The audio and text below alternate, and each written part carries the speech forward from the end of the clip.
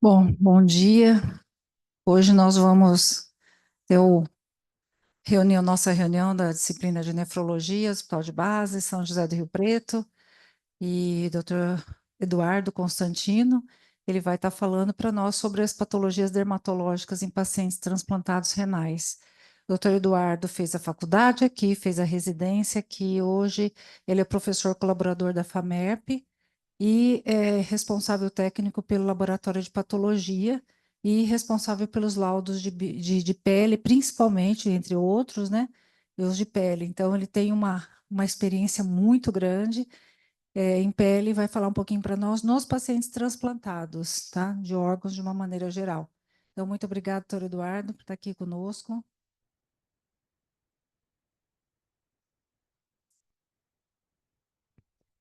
Bom dia. Bem, eu agradeço a doutora Maria Alice pelo convite para estar aqui falando desse tema que eu acho bastante legal, bastante interessante. Para contextualizar, né, começando já lá na doença renal crônica, que nós sabemos que é uma doença bastante prevalente na população, responsável por uma morbidade e mortalidade grande, já na doença renal crônica, nós vemos várias alterações cutâneas nesses pacientes, tá? Então, a gente sabe que a doença renal crônica é visualizada em 10 a 16% da população e que as alterações cutâneas mais comuns nesse grupo de pacientes vão incluir rarefação capilar com alopécia, uma xerose cutânea bastante importante, que vai levar às vezes a prurido e que atrapalha bastante a qualidade de vida desses pacientes, e alterações de pigmentação, tanto com hipercromia ou hipocromia, que às vezes vão ser uma preocupação estética para os pacientes, além de fragilidade e outras anormalidades das unhas e dos cabelos, tá? Quando esse paciente faz uma terapia renal substitutiva, principalmente o transplante renal, isso tende a vir à normalidade em poucos meses, tanto com reversão dessas alterações clínicas e até reversão das alterações histológicas dessa pele.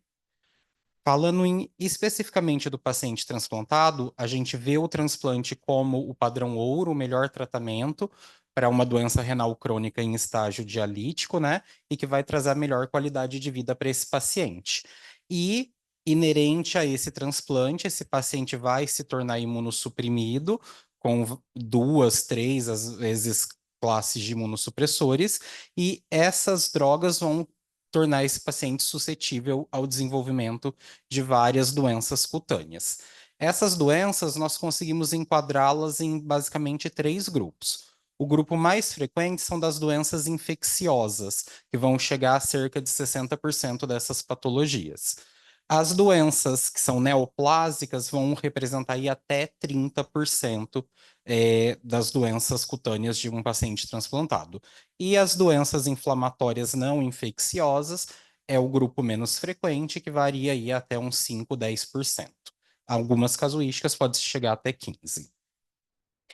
Nós sabemos também que essas doenças vão impactar bastante a qualidade de vida do paciente, além do impacto do próprio acompanhamento das complicações do transplante renal, e que em muitos hospitais que são centros transplantadores, nós não temos um dermatologista trabalhando em prol, em conjunto com a equipe do transplante renal. Então, isso leva com que essas alterações possam ser subdiagnosticadas e subtratadas, e aí causar um impacto grande na vida desse paciente.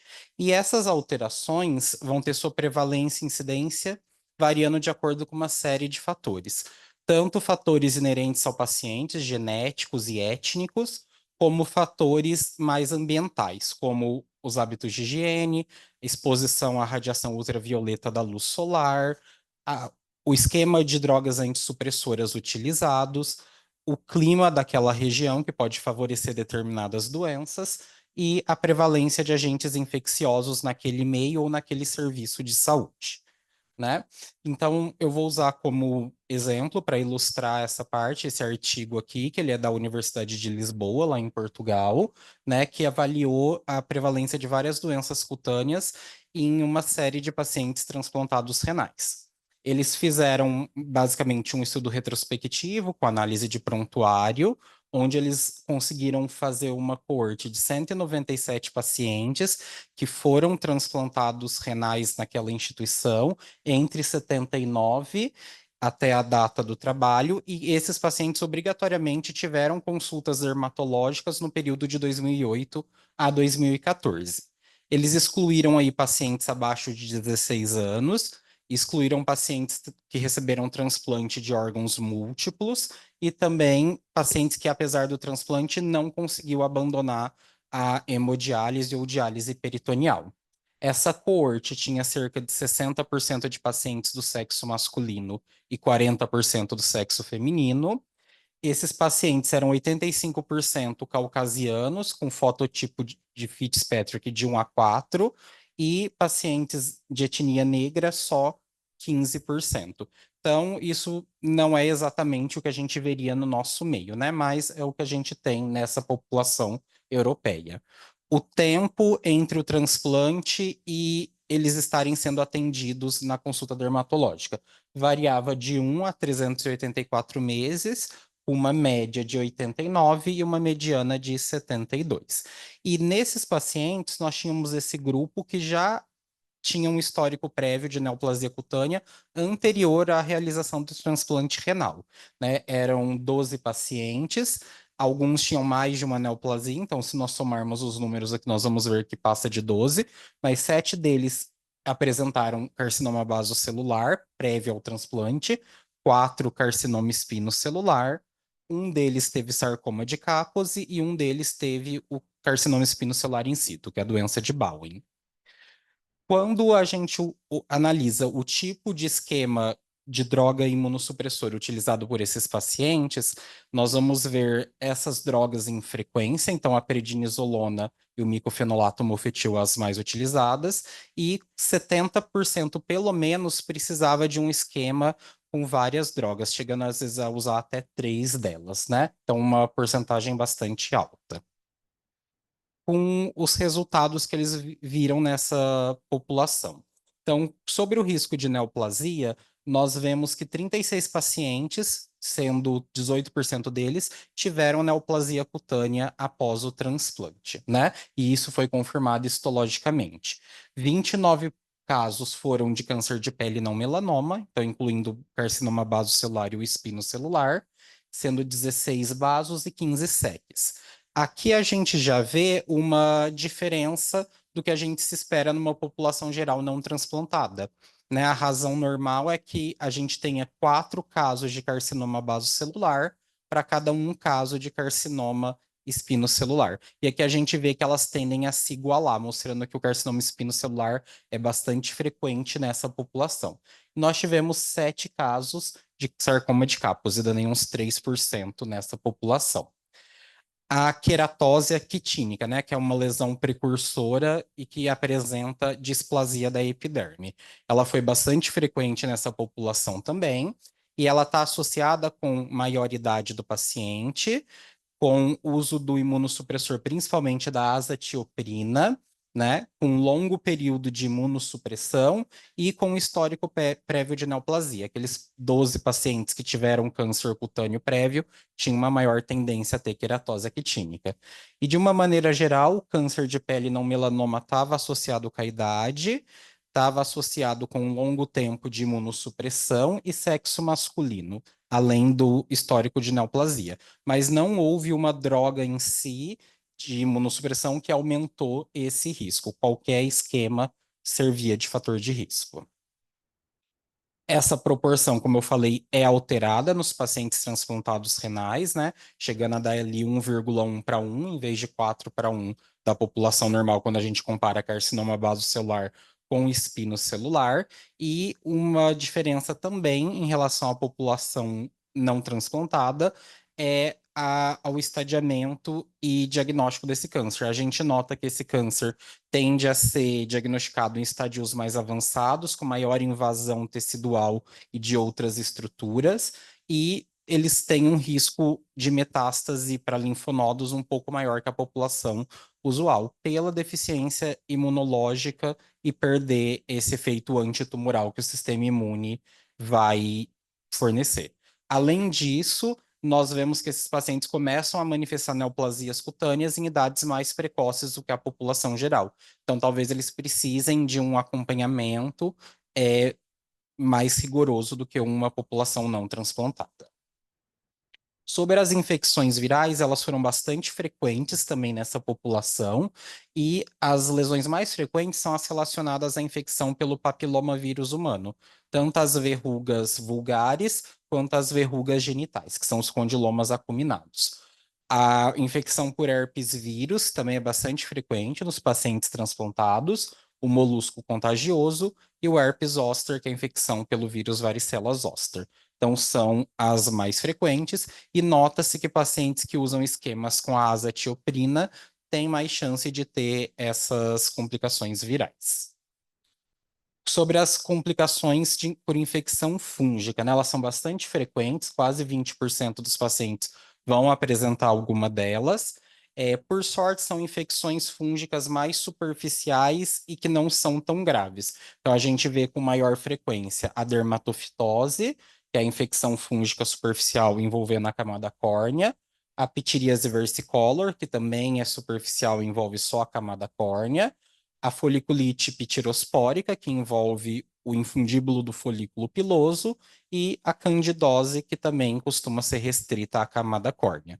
As infecções fúngicas invasivas, como a histoplasmose, a criptococose, que são graves e potencialmente letais, são mais raras neste grupo de pacientes, mas vale a pena ser discutido pela gravidade, pela necessidade de um reconhecimento precoce e de um diagnóstico ágil também. Co-infecção é bastante comum, então é normal que o paciente tenha dermatofitose e pitiríase versicolor, ou dermatofitose e candidose simultaneamente.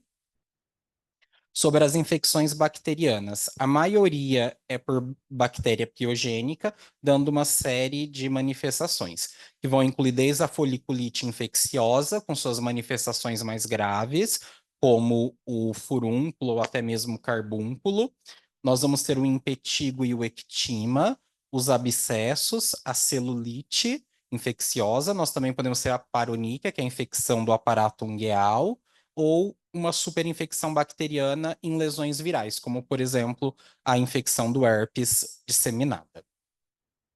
E sobre as dermatoses inflamatórias, a incidência delas é menor numa coorte de pacientes transplantado renal versus uma população não transplantada, porque o próprio esquema de imunossupressores vai reduzir a ocorrência dessas doenças, diminuir o seu risco. Então, a gente acaba vendo a dermatite seborreica como uma das mais frequentes, e se a gente pegar, por exemplo, a psoríase, que até ali 2, 3% da população mundial tem a doença, a gente vê que é só 0,5% nesses pacientes. Então, existe uma redução de risco dessas doenças.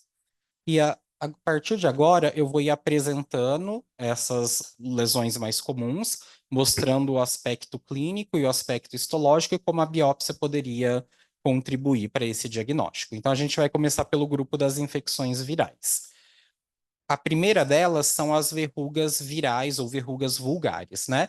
Então, são lesões de pele causadas pela infecção pelo papilomavírus humano, ou HPV, e nós sabemos que esse vírus tem dezenas de sorotipos. Os mais frequentemente isolados nessas lesões são o 1, o 2, o 4, o 7 e também 26 a 29. Então, esses são os mais frequentemente isolados.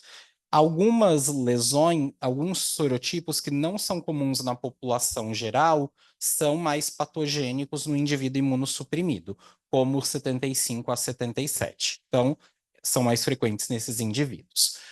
Virtualmente qualquer lugar da pele pode ser acometido por verruga viral, mas nós vamos acabar tendo uma predileção pelo dorso das mãos e pelos joelhos, que são áreas sujeitas a bastante impacto, atrito, e isso vai provocar uma lesão da barreira cutânea e vai propiciar a infecção viral, né? Nós podemos ter o fenômeno de Kebner. O fenômeno de Kebner é quando o paciente sofre uma lesão da pele durante o processo de cicatrização, a doença ocorre nesse processo, né? Então, o paciente faz uma incisão, por exemplo, e na incisão surge lesões de verruga viral. Nós vamos ter a manifestação dela variável, elas podem ser lesões mais clássicas como essa, que são denominadas de verruga viral, onde nós temos uma lesão elevada com morfologia de pápula, uma base discretamente eritematosa e uma superfície endurecida pelo acúmulo de queratina, então uma superfície bem queratósica. Nós também podemos ter lesões como essas que têm uma morfologia mais cônica, mais filiforme e também com uma superfície queratósica. E elas podem ser múltiplas e disseminadas. Nesse caso, a gente vê bem um acometimento extenso do dorso das mãos e dos dedos, né? Então, isso por autoinoculação vai se disseminando. Aqui uma lesão com uma imagem maior aumenta, onde nós vemos uma pápula com a superfície com várias papilas filiformes, e aqui um acometimento de região palmar, envolvendo a superfície volar, né, dos dedos e do antepé, com essas pápulas de superfície plana e de cor levemente amarelada. Na histologia, nós vamos ter como marco dessa lesão uma proliferação da epiderme, que é o tecido epitelial que reveste a pele. Então aqui a gente pode ver uma epiderme de espessura normal e aqui nós temos uma proliferação dessas células, gerando uma acantose com aumento de espessura. Essa lesão vai ser recoberta por uma quantidade maior de queratina, onde nós vamos ter hiperqueratose e também paraqueratose, que é uma queratina imatura com presença de núcleos. Essa epiderme também vai fazer papilomatose, que são saliências cônicas na superfície, e geralmente a paraqueratose é mais na ponta dessas papilas que se formam. E a proliferação como um todo tende a se rebaixar e dar essa borda inferior com aspecto de cálice, né, que é bastante comum. E as cristas vão convergir para esse centro imaginário, né? Então a gente vê que no centro elas são retas e na periferia elas vão se curvando para esse centro imaginário. Quando a gente olha no maior aumento, aqui a gente está vendo melhor a hiperqueratose e a paraqueratose, e chama a atenção uma camada granulosa muito espessada, e que quando a gente olha no maior aumento, nós começamos a ter grânulos grosseiros de querato e alina, que geralmente eles são finos e delicados, e nós começamos a ver uma cavitação perinuclear, né, que é um efeito citopático do vírus. Por efeito citopático, nós também vamos ter alteração da morfologia nuclear. Então, eu posso ter binucleação e eu posso ter núcleos com reentrâncias, dando um contorno irregular. Então, essa célula com essa alteração citopática é denominada de coilócito. E o coilócito é patognomônico da infecção pelo papilomavírus humano. Não importa qual sorotipo. Então, vendo isso, a gente deduz que ele está presente e fecha o diagnóstico de verruga. Falando do condiloma acuminado, então também são verrugas de origem viral, acometendo a região genital, podendo acometer tanto pênis, vulva ou região perianal, e nós vamos ter também a associação com o HPV. Aqui a gente vai destacar os sorotipos 6 e 11, né, causando mais esses condilomas, que são de sorotipos de baixo risco, mas nós também podemos ter os de alto risco, como o 16, o 18, o 30 a 33 e assim por diante, né? Geralmente, essas lesões vão ser pápulas, com a superfície também queratósica, e um aspecto verrucoso mais modesto, não vai ter tantas papilas filiformes, né? Nós podemos ter o acometimento no pênis, principalmente da glande e do prepúcio, e na vulva, predominantemente dos lábios, podendo até acometer o introito vaginal. Aqui nós vemos, então, esse aspecto. Uhum. Com esse, tá bom.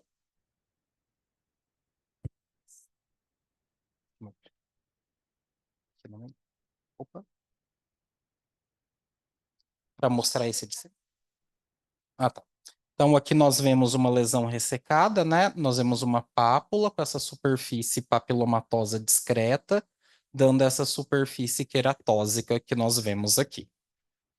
Na histologia, ela vai ser um pouquinho diferente do que a gente viu na verruga viral. Nós vamos ter também um espessamento da epiderme, dando um aspecto de acantose, só que ela vai ter uma borda inferior bem delimitada, com esses cones interpapilares bem amplos e fusionados. A papilomatose vai ser mais modesta, mais discreta, e nós vamos ter menos hiperqueratose e paraqueratose do que na verruga viral. Geralmente, nós vamos ter a formação dessas depressões ou vales, e bem nessas regiões abaixo desses vales é onde nós costumamos encontrar o efeito citopático viral. Então, aqui, por exemplo, foi dado um grande aumento. Nós vemos aqui paraqueratose, que é a queratina com núcleo, e aqui nós temos alguns coilócitos nessa região. A gente repara essa cavitação perinuclear. Nós sabemos que essas lesões são sujeitas à malignização, uma vez que aqui o vírus vai fazer integração com o DNA do hospedeiro, e nós vamos progredir para lesões intraepiteliais. Então, aqui a gente já vê que as células têm atipias, elas têm aumentos nucleares, variação do contorno e do formato do núcleo, elas são intensamente coradas, que é o que a gente chama de hipercromasia, e isso afeta toda a espessura do epitélio. Então, aqui a gente está caracterizando uma lesão intraepitelial escamosa de alto grau. E isso pode progredir para um carcinoma espinocelular HPV dependente, que é clássico dessas regiões genitais, né? Então, essas lesões precisam ser avaliadas com cuidado pela chance de malignização. Ainda falando dos HPVs, nós temos a epidermodisplasia verruciforme.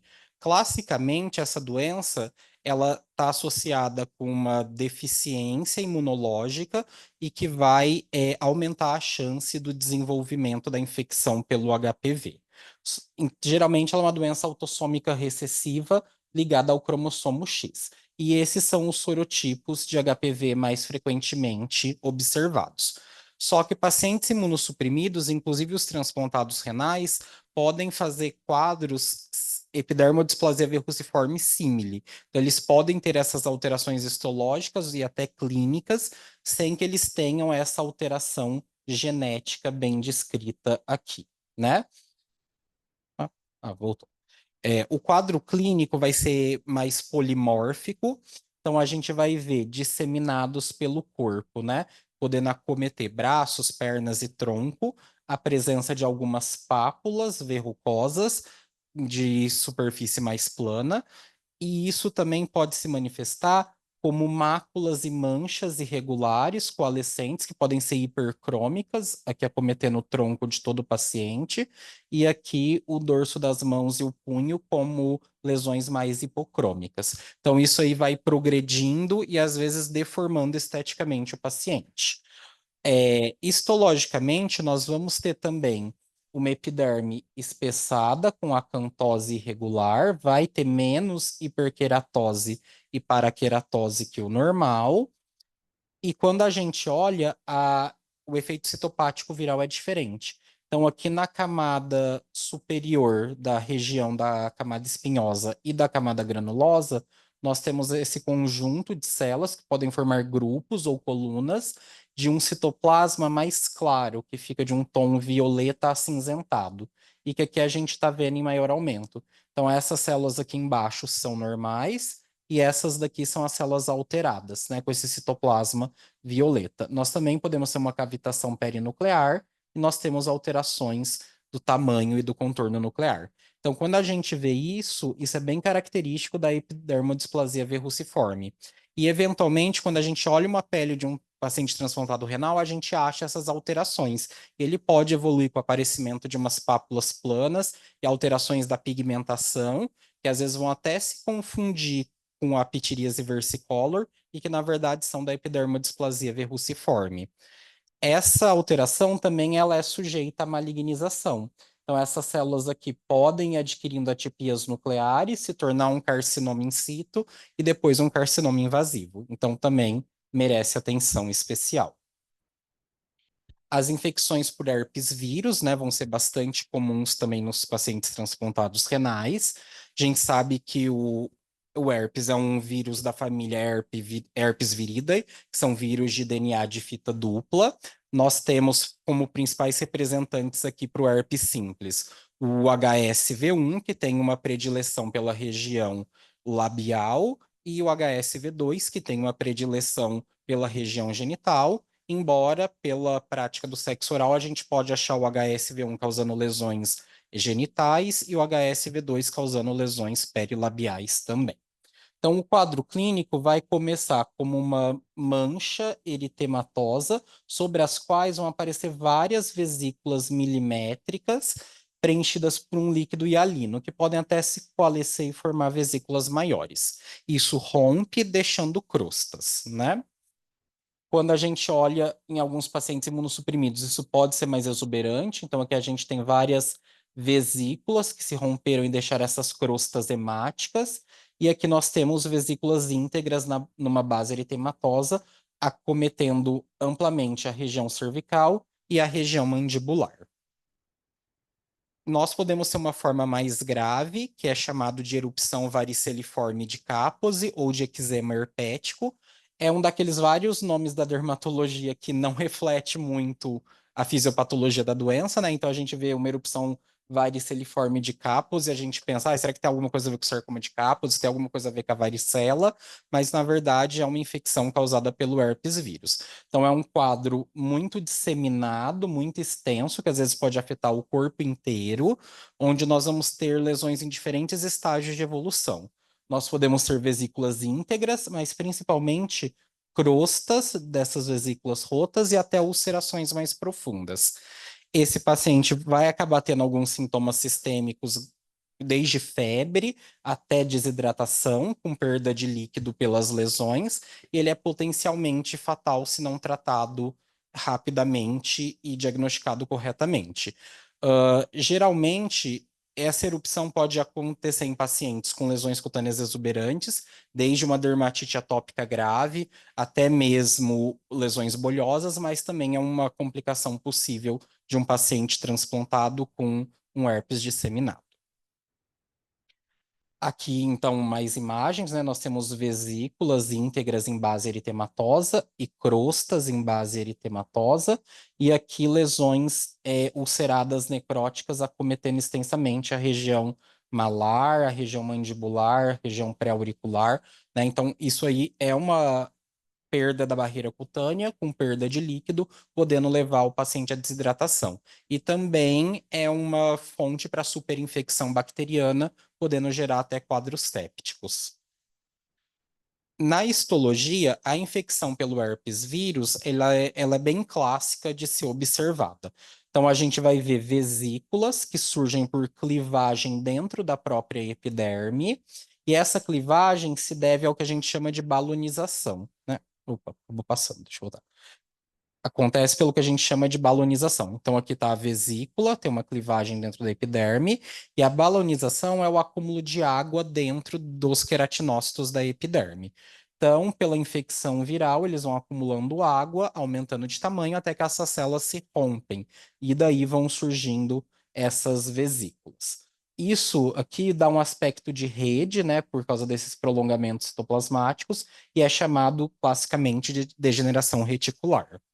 No maior aumento, a gente vai ver vários queratinócitos com núcleos aumentados de tamanho, essa cromatina pálida com aspecto em vidro fosco, e também nós vamos ver células multinucleadas, né? Aqui tem pelo menos 4 núcleos. Essa cromatina em vidro fosco, ela vai se margear no envoltório nuclear, então a periferia do núcleo fica clara e o centro, desculpa, a periferia do núcleo fica escura com mais cromatina e o centro mais claro. Então, quando a gente vê essas alterações nucleares, isso é típico da infecção por herpes vírus, né? Eu não consigo, olhando essas alterações, dizer se é o herpes tipo 1, tipo 2, ou até se é o vírus varicela zoster. Eles causam a mesma lesão, né? A gente pode, com o auxílio da imunistoquímica, tentar tipar esse vírus. Então, existem anticorpos específicos para cada um deles, e a gente pode reconhecer quem é o causador. Aqui, novamente, no maior detalhe, né? Várias células com a cromatina margeada, pálida, em vidro fosco e multinucleações nessa região.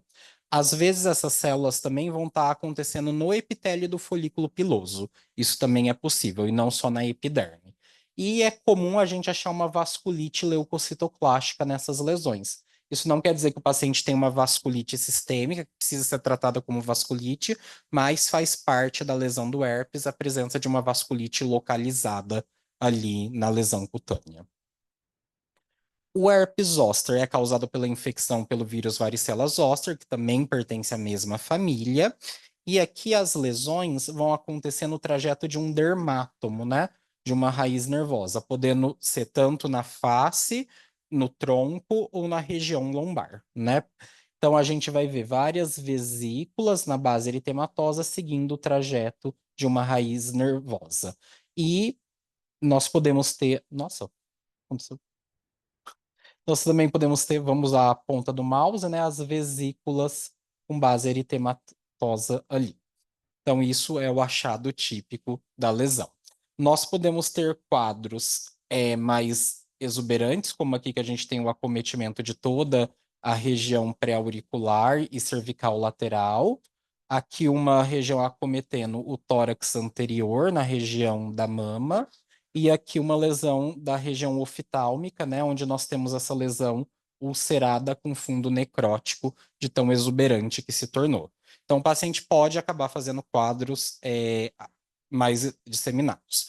Nós também sabemos que uma queixa frequente vai ser a neuralgia herpética, que vai suceder à resolução e que acaba causando uma dor de difícil controle, onde aí nós podemos usar até drogas com potencial antidepressivo, como gabapentina e outras que vão acabar inibindo essa sensação de dor e melhorando um pouco o quadro clínico.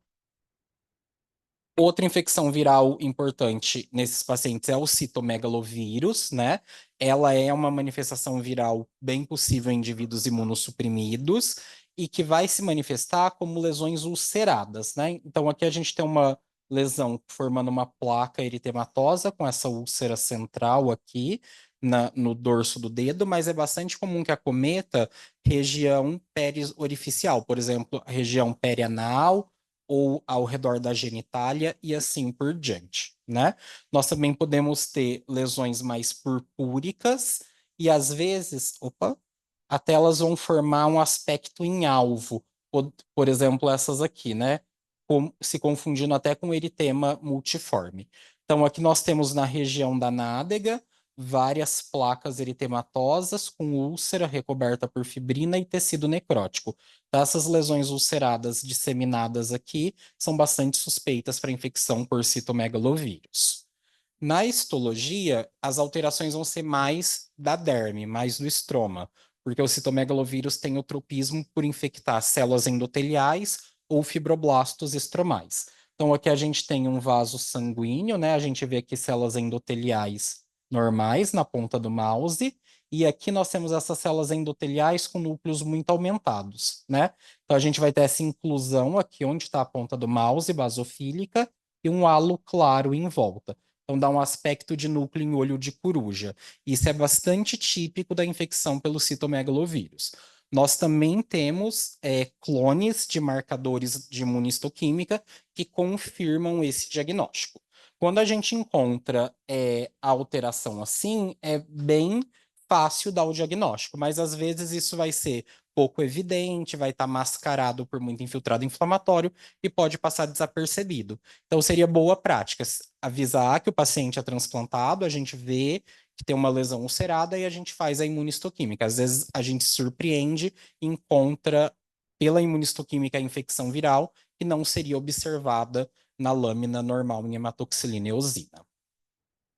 Passando para as infecções bacterianas, né? Uma delas é o impetigo, que é causada por bactérias piogênicas, onde o Streptococcus epidermidis e o Staphylococcus aureus são agentes bem frequentes, né? O Streptopiógenes também. E nós vamos ter como lesão pequenas vesículas com conteúdo purulento numa base eritematosa que vão se romper e deixar essas crostas aderidas aqui, que é uma crosta com essa cor amarelada e dá um aspecto como se tivesse mel ressecado, então é chamado de crosta melicérica, né? Isso é bastante comum. A predileção é pela região do centro facial, principalmente região perioral e nasal, mas também pode acontecer nas extremidades. Então, aqui nós temos um quadro acometendo a região perioral, principalmente região da barba, com essa crosta aderente espessa, e aqui uma lesão onde formou-se vesículas e bolhas, né? Com conteúdo purulento no seu interior e uma base eritematosa em volta, que quando se romper vai deixar aquela crosta melicérica. Nós também vemos aqui o ectima, que é considerado uma variante do impetigo, que é quando essas lesões formam uma ulceração rasa, bem demarcada, né, e que vai caracterizar o ectima. Geralmente a gente acaba tendo lesões em diferentes estágios de evolução, com úlceras, crostas e até vesículas íntegras ao mesmo tempo. Isso é bem típico da erupção cutânea também. No impetigo, nós vamos ver na histologia a formação de uma clivagem bem superficial. Então, aqui no teto da clivagem, nós temos só a camada córnea. Aqui na base, nós temos todas as demais camadas da epiderme. E o interior é preenchido por neutrófilos que podem estar fagocitando bactérias. Nós também podemos ter células acantolíticas que se desprendem e fica nesse conteúdo da vesícula. E aqui é aquele conteúdo purulento que a gente visualiza nas lesões clínicas. Aqui, novamente, né, nós estamos vendo no assoalho da clivagem as demais camadas da epiderme. Aqui na cavidade dessa vesícula, um exudato purulento, cheio de neutrófilos. E aqui no teto, só a camada córnea, é bem superficial.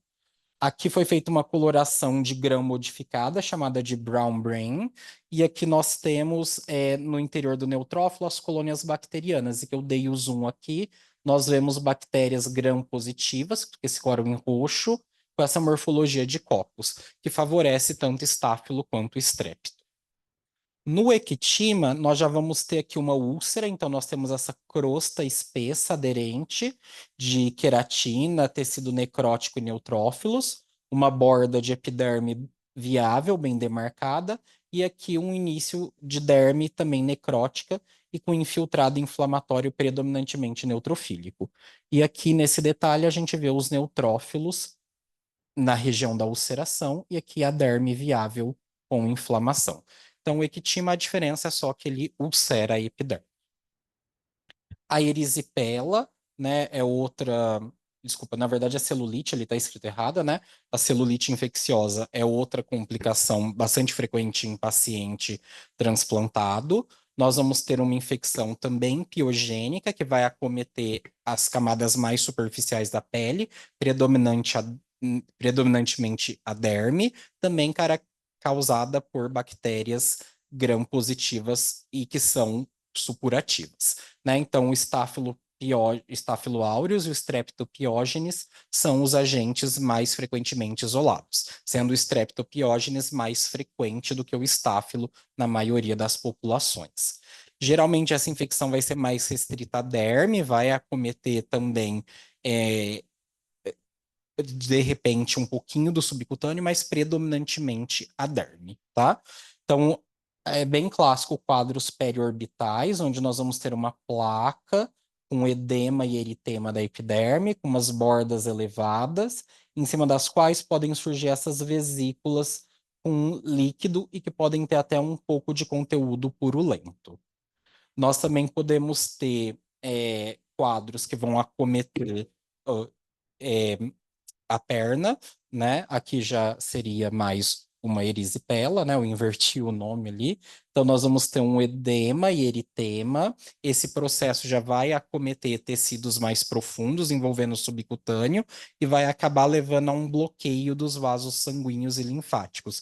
Então, isso vai dar um edema bastante importante para esse membro, tá? Nós também podemos ter quadros bolhosos, onde nós vemos aqui a formação de bolhas e vesículas com conteúdo purulento, e aqui o membro inferior com muito edema e eritema, por causa dessa obstrução de vasos linfáticos. Na histologia é difícil a gente conseguir imagem, porque é prontamente identificado e tratado clinicamente, né? Então não é necessário biópsia, mas a gente veria um infiltrado de neutrófilos na derme e com acúmulo de neutrófilos no interior dos vasos. A foliculite infecciosa, ela também é bastante comum e, por sorte, é uma doença autolimitada. Geralmente também é causado pelo Staphylococcus aureus e ele vai envolver a primeira região do folículo próxima à sua abertura na epiderme, que é a região do infundíbulo. Isso vai se manifestar como pápulas diminutas de poucos milímetros, geralmente cerca de 2, 3 milímetros. Algumas vão ter pústula, né? Então, essa vesículazinha com conteúdo purulento. E é uma pista para o diagnóstico que essas pápulas e pústulas coincidem com o ósteo, coincidem com a abertura folicular. Então, isso é uma pista para o processo estar envolvendo o folículo piloso. Nós podemos ter manifestações mais graves, como o furúnculo, que é quando esse infiltrado inflamatório vai romper o folículo e acometer toda a região da derme adjacente, e aí a lesão já vai se mostrar como formação de nódulos eritematosos, dolorosos, com até flutuação central, e um ponto que vai drenar essa secreção purulenta, né? Pode acometer várias regiões do corpo, seja a face, a região cervical, membros, nádegas e assim por diante. Na histologia, quando é uma foliculite, nós vamos ter aqui a epiderme, a primeira região do folículo piloso que está aqui, que é o infundíbulo, e ele vai estar dilatado, preenchido por queratina e com uma pústula, um microabscesso neutrofílico no seu interior. Isso é o que a gente observa. Se ele romper esse folículo e acometer toda a derme aqui em volta, passa a ser um furúnculo. Então, aqui já seria uma foliculite que rompeu. A gente vê aqui a região onde houve a ruptura do epitélio folicular. Nós temos o infiltrado acometendo toda a derme. Então, aqui já se tornou um furúnculo, né? E o carbúnculo seria mais grave ainda. Isso tenderia a formar tratos fistulosos, com drenagem de secreção e, às vezes, acometendo vários folículos simultaneamente. A dermatofitose, que seria a primeira complicação fúngica desses pacientes. Nós sabemos que é uma infecção fúngica superficial, que acomete a camada córnea. Os dois fungos mais frequentemente isolados são o Trichrophyton e o Microsporum canis, né? Como mais frequentes, e as lesões vão se manifestar como manchas ou placas, né? Que vão ter esse formato. Elas vão ter as bordas todas lobuladas, dando um aspecto circinado, e essa borda é um pouco mais elevada do que o centro. É comum ir acontecendo uma resolução central, e nessa borda em atividade nós podemos ter até algumas pústulas com acúmulo de secreção purulenta no interior de vesículas. Então, aqui uma lesão em região de palma da mão, então a gente tem uma placa, o centro está mais resolvido, a borda é elevada e eritematosa, e nós podemos ter algumas crostas da rotura de pústula. E aqui nós temos quadros mais abundantes, onde formam nódulos com flutuação e secreção purulenta, que já correspondem mais ao que a gente chama de granuloma tricofítico ou granuloma de Majoc, que é quando essa infecção fúngica envolve o folículo até uma porção mais profunda, rompe e promove a formação de uma inflamação granulomatosa na derme, né? Quando isso acontece, de ter um granuloma tricofítico, já não é mais indicado que se faça apenas terapêutica tópica. É obrigatório associar terapêutica sistêmica também. Na histologia, nós vamos ter aqui uma epiderme que vai reagir se espessando com a cantose, vai ter um pouco de espongiose, e nós vamos ter aqui uma pústula acumulada na camada córnea. Então, ver neutrófilos na camada córnea é sempre um sinal de alerta que a gente tem que pensar em infecção fúngica. A derme vai ter pouca inflamação, geralmente com linfócitos e alguns neutrófilos. Se vier com a hipótese de dermatofitose, é muito simples. A gente já vai fazer a coloração e pesquisar. Mas quando não vem, a gente tem que tomar cuidado, porque às vezes a gente vai ver aqui uma dermatite espongiótica, que vai fazer a gente pensar em muitas coisas. E aqui eu tenho uma camada córnea compacta com hiperqueratose. E aqui eu tenho uma hifa que não se cora muito bem pela hematoxilina eosina. Então, às vezes, se a gente já tem o olho treinado, a gente reconhece isso. E aí, solicitando as colorações específicas para fungo, o diagnóstico fica mais óbvio. Então, aqui é a coloração pelo PAS, que é o ácido periódico e reativo de Schiff. O fundo vai ser só uma hematoxilina, então vai ficar esse roxinho, e os fungos vão se corar nesse rosa carmim. Então, a gente vê hifas aqui na camada córnea, já que esses fungos vão se alimentar dos debris de queratina, e aí a gente fecha o diagnóstico. e aqui a coloração de grocô, que é uma impregnação pela prata, né? Então a gente vê o fundo aqui em verde e as hifas se coram em preto, né? Então a gente também fecha o diagnóstico e fica bem mais óbvio de visualizar esses fungos. Aqui já seria a tinea capitis, né? Que é quando a gente encontra, por exemplo, acometimento do couro cabeludo, com placas eritematosas, descamativas e regiões de alopécia. A diferença é que aqui o fungo vai envolver as bainhas do folículo piloso ou até o folículo piloso em si, né? Que a gente tem essa coloração castanho da melanina do folículo. Quando a gente faz o PAS, a gente vê aqui as hifas dentro do folículo e a mesma coisa na coloração de Grocô. Então, a gente vendo isso, que é o que a gente chama de crescimento endotrix, isso também não é mais indicado fazer terapêutica tópica isolada. É necessário fazer o tratamento sistêmico também. A pitiríase versicolor é outra infecção fúngica superficial que acomete a camada córnea. Geralmente é causada pelos fungos do gênero Malassezia, onde a Malassezia furfur é o protótipo e que era conhecido até não muito tempo atrás por Pityrosporum, né, o ovário. Então, os dois nomes representam o mesmo fungo.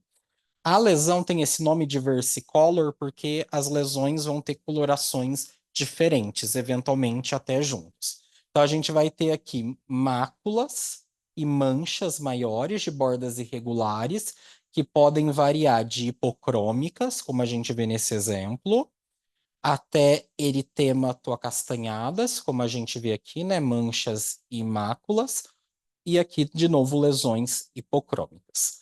Então, é bem comum que acometa o dorso, é uma localização típica, também podendo acometer membros.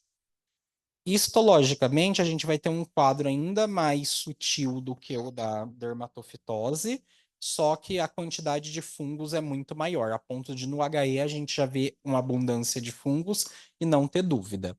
Então, a epiderme tem uma discreta acantose, nós vemos aqui na camada basal bastante melanina depositada, então essa aqui deve ser uma lesão hipercrômica.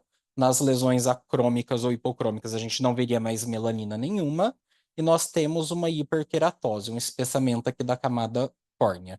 E já aqui a gente começa a ver hifas e leveduras, né, bem evidentes em grande quantidade nessa camada córnea. Que como é hematoxilineosina, elas não se coram bem, mas se a gente fizer a coloração específica, que é o PAS, nós temos uma grande quantidade de fungos, né, aqui as leveduras, desculpa, aqui as hifas, né, e aqui as leveduras, e esse aspecto é tipicamente descrito nos livros como espaguete com almôndega, né? Onde as leveduras representam as almôndegas e as hifas o espaguete. Geralmente, em patologia, os livros comparam tudo com comida. A foliculite pitirospórica é uma infecção causada pelo mesmo fungo, né, o Malassezia ou Pityrosporum, só que aqui vai ser pela forma leveduriforme dele, e o acometimento vai ser do infundíbulo do folículo piloso, né? Nós vamos ter aqui, então, pápulas e pústulas, né, que são eritematosas, essas pápulas, e as pústulas nessa imagem não estão evidentes. De novo, essas lesões vão coincidir com a abertura dos folículos pilosos, que é uma dica para isso.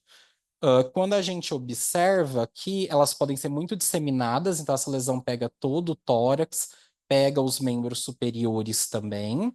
E aqui nesse detalhe a gente consegue ver lesões com morfologia de pápula e lesões com pústula, onde existe essa vesículazinha com conteúdo purulento. Na histologia, a gente vai ver aqui a epiderme normal, o folículo piloso vai ter seu infundíbulo dilatado, preenchido por material córneo, né? Então, isso é queratina.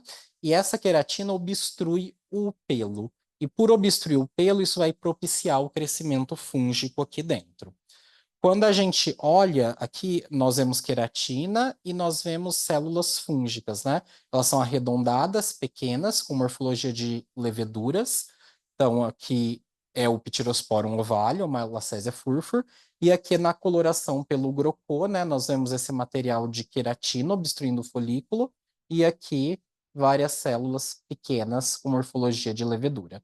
Então, a gente fecha o diagnóstico e responde muito bem à terapia com antifúngico. A criptococose cutânea, que já é um acometimento fúngico mais profundo, que envolve a derme ou subcutâneo, mais grave e potencialmente letal. Então, a infecção pelos fungos da família do Cryptococcus, onde o Neoformans é uma das mais frequentes, é uma complicação temida da imunossupressão e é muito raro que seja cutânea isolada. Uma grande proporção vai ter acometimento sistêmico, seja pulmonar, seja de sistema nervoso central, com meningite, né? E assim por diante. A mortalidade e a morbidade são bastante elevadas, então a gente necessita de reconhecer e tratar precocemente. As lesões vão ser bem polimórficas, então posso ter nódulos, eu posso ter lesões ulceradas com crostas ou até mesmo pústulas, né? Então, essa variabilidade de possíveis erupções vão dificultar bastante, às vezes, o reconhecimento. Aqui, então, a gente tem acometendo o membro uma grande placa de borda elevada, eritematosa, um fundo ulcerado, granuloso, fibrinoso, né? E aqui uma lesão que deve ser uma paniculite. Nós temos essa área de eritema e na palpação seria sentido uma infiltração dos tecidos mais profundos. Como o próprio quadro clínico é variável, a histologia também. O que a gente vai ter de comum é a identificação do fungo no tecido. Ele pode estar na derme ou na hipoderme, e frequentemente ele vai fazer uma resposta com acúmulo de macrófagos. Então, todas essas células que estão com citoplasma claro, que não se coram, e o núcleo aqui arredondado, pode estar ou em posição excêntrica ou mais central, como esses são macrófagos.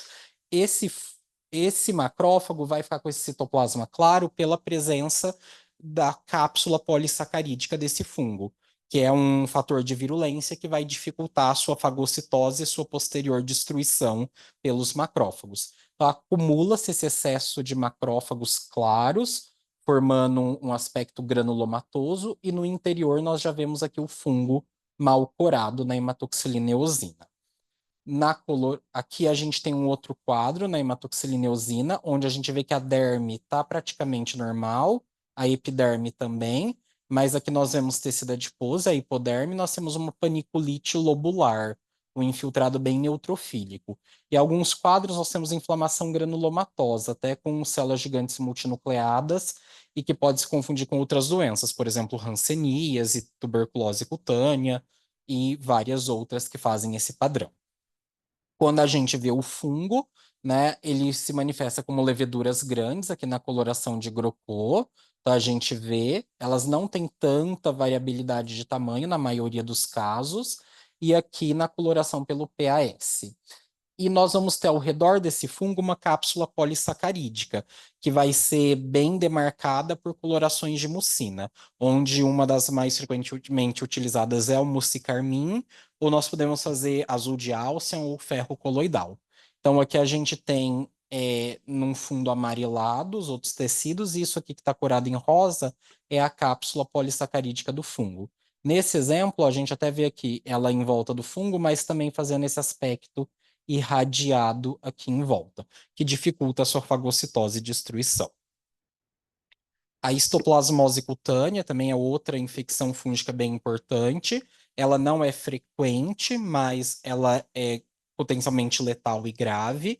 E quando a gente reconhece quadros cutâneos, também vai estar num quadro de histoplasmose disseminada, com manifestações de potencialmente múltiplos órgãos e sistemas. As lesões vão acometer principalmente a face e os troncos, e nós vamos ter várias pápulas e nódulos de consistência endurecida, com essa ulceração e crosta central, que é bastante típico dessa erupção. Aqui nós vamos ter um outro quadro que já vai se confundir mais, formando uma placa eritematosa infiltrada com aspecto de paniculite, onde nós temos aqui vesículas e crostas, e aqui um outro quadro com múltiplas pápulas e pústulas disseminadas também.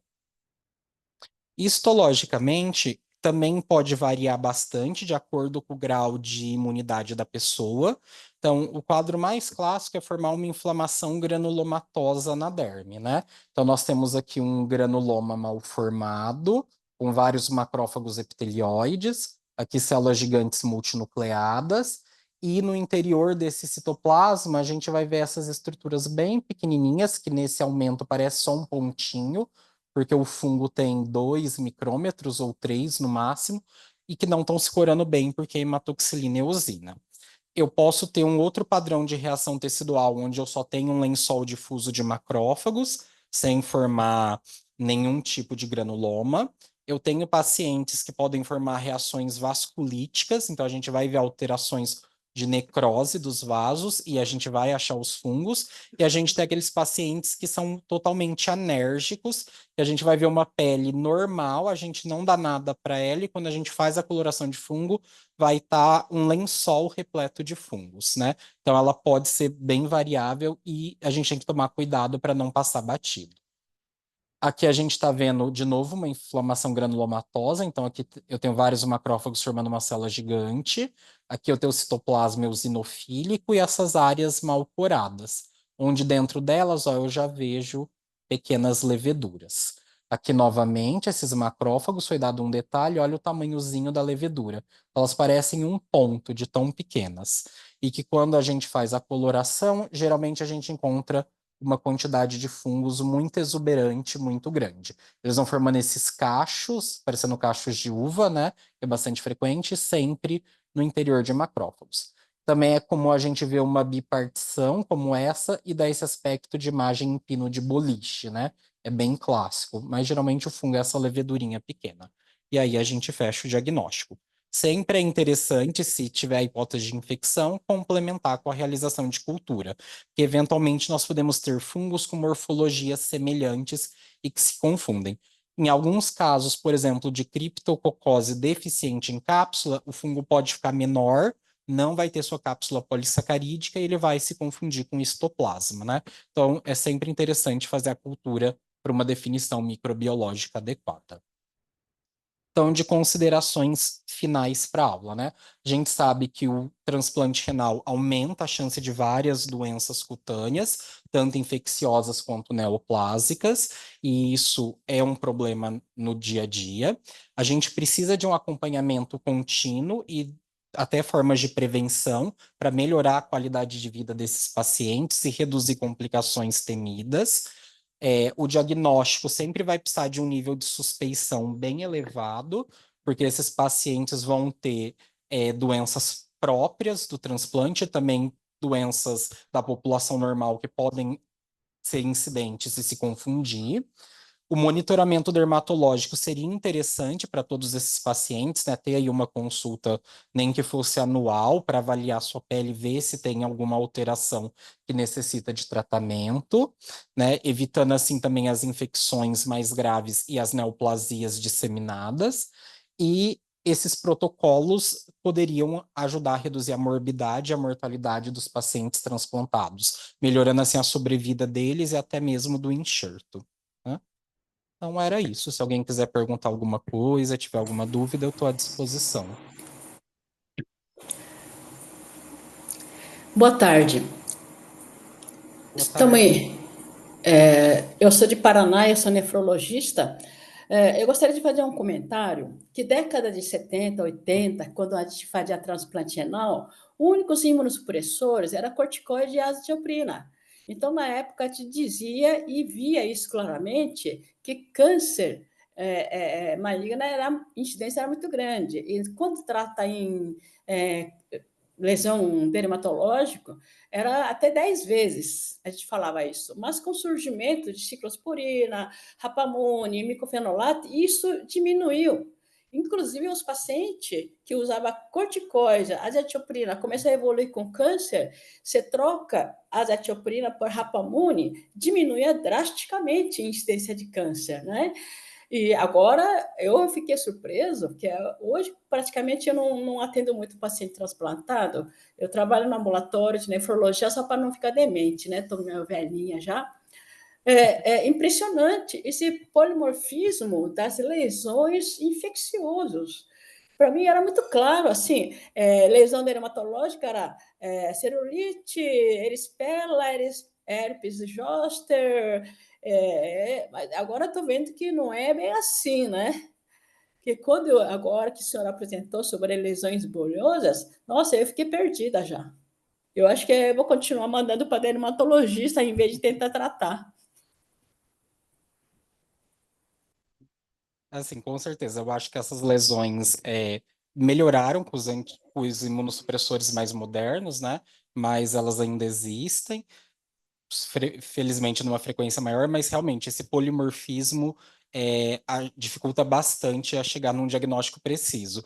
E aí a importância da multidisciplinaridade, né? O nefrologista, o dermatologista, o patologista trabalhando juntos para tentar ver o melhor diagnóstico e tratar esse paciente no tempo mais hábil possível.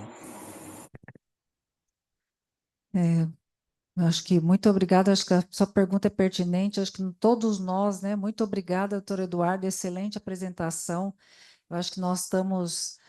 A gente sempre tenta, né? Toda vez que a gente olha os pacientes, a gente acha que sabe alguma coisa, né? Então, para mim, eu sempre falo assim: isso é cripto, isso é histoplasmose, né? Porque olha só como é raro e a gente vê muito poucas vezes, mas quando a gente vê, a gente não esquece mais, né? Então, tem outras doenças dermatológicas que a gente vê, como eu já vi a sarna norueguesa, mas eu acho que ninguém nunca viu aqui. A gente já Mas teve um eumicetoma, né? coisas assim absurdas e que só chamando especialista mesmo, que a gente acha que sabe alguma coisa, mas na verdade não entende nada de pele. E eu acho que muitas vezes, como a doutora falou, a gente olha, não é porque está afastado dos pacientes, né?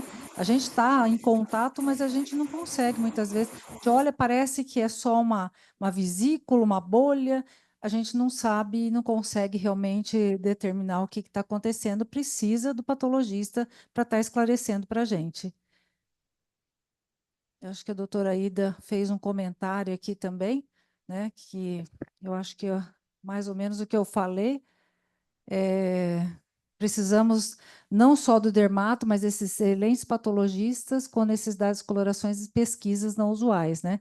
Então não adianta só, e a gente, por isso que a gente insiste tanto que faça biópsia, né? Porque é importante, é extremamente importante, e uma biópsia bem representada, né? É, aqui é o que a doutora Ida complementa aqui, né? Alto grau de suspeita e história clínica completa para o patologista, claro. Isso aí sempre, né? Então, extremamente importante, né, doutor Eduardo, que a gente que mande a informação. Tem suspeita de CMV? Manda. Tem suspeita disso? E, principalmente, é transplantado, né? Isso é fundamental que a gente coloque na requisição. Tá? Eu não sei se vocês têm alguma pergunta aqui para fazer para o doutor Eduardo. Então, eu acho que isso aqui vai estar gravado, vai estar disponibilizado no YouTube. E eu agradeço mais uma vez, doutor Eduardo, pela brilhante apresentação. Vocês podem ver, vai estar disponível lá. Então, vocês olham as lesões e voltam lá na aula dele, que vocês vão encontrar muita coisa. Falou, agora vocês têm condições, pelo menos, suspeitar, né? Muito obrigada, Eduardo.